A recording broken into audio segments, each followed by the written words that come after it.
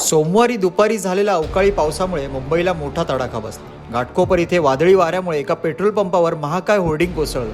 या अपघातातील मृतांची संख्या वाढली असून हा आकडा 14 वर गेला. तर 75 जण जखमी आहेत. त्यापैकी एक व्यक्ती गंभीर असून 43 जणांवर रुग्णालयात उपचार सुरू आहे, तर 31 जणांना डिस्चार्ज देण्यात आला. बचाव कार्य अजूनही सुरू आहे. आतापर्यंत 74 लोकांना वाचवण्यात यश आलं. अचानक आलेल्या मुसळधार पावसामुळे अनेकांनी या पेट्रोल पंपावर आसरा घेतला होता.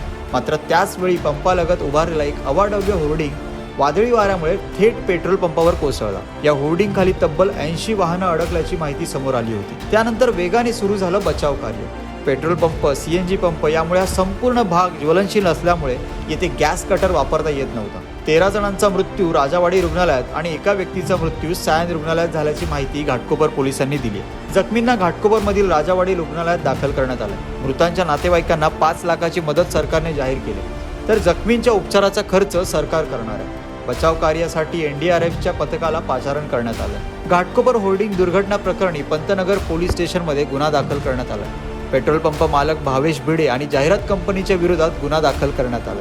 आयपीसी कलम 304, 338, 337 आणि 34 या अंतर्गत हा गुन्हा दाखल करण्यात आलाय.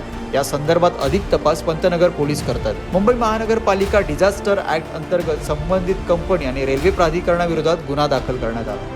राज्य सरकारच्या जागेत हा अनधिकृत बॅनर लावल्यामुळे हा गुन्हा दाखल करण्यात आला. याच्या आजूबाजूला अजून 3 मोठे अनधिकृत होर्डिंग बॅनर आहेत. त्याच्यावर देखील पालिका कारवाई करते. घाटकोपरमधील होर्डिंग दुर्घटनेची मुख्यमंत्री एकनाथ शिंदे आणि उपमुख्यमंत्री देवेंद्र फडणवीस यांनी पाहणी केली. यावेळी घटनेमधील मृतांच्या कुटुंबियांसाठी 5 लाख रुपयाच्या मदतीची घोषणा एकनाथ शिंदे यांनी केली. घायल जो है उनका पूरा उपचार जो है गवर्नमेंट करेगी.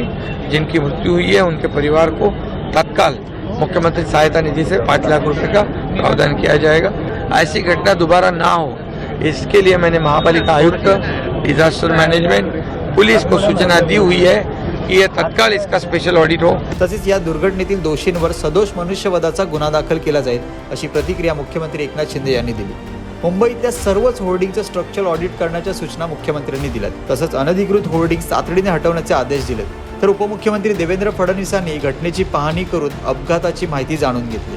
देखिए, एक प्रकार से ये बहुत ही दुर्दैवी इस प्रकार की घटना है जिसमें बड़ा होर्डिंग यहाँ पर पेट्रोल पंप पर गिरा और नीचे जो गाड़ियां थी वो गाड़ियां उसमें ट्रैप हुई. कई लोगों को अभी बाहर निकाला जा चुका है और कुछ डेथ्स भी इसमें हुई है. लोग अभी भी अंदर होने की संभावना है. उस संभावना के चलते बहुत ही केयरफुली रेस्क्यू ऑपरेशन चल रहा है.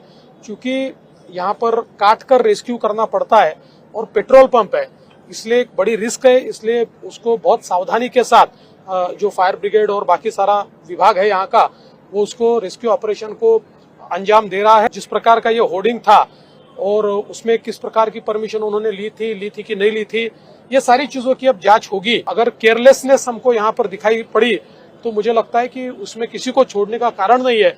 इस प्रकार से आम आदमी का जीवन एक प्रकार से उसको धोखे में डालना ये बहुत गलत बात है.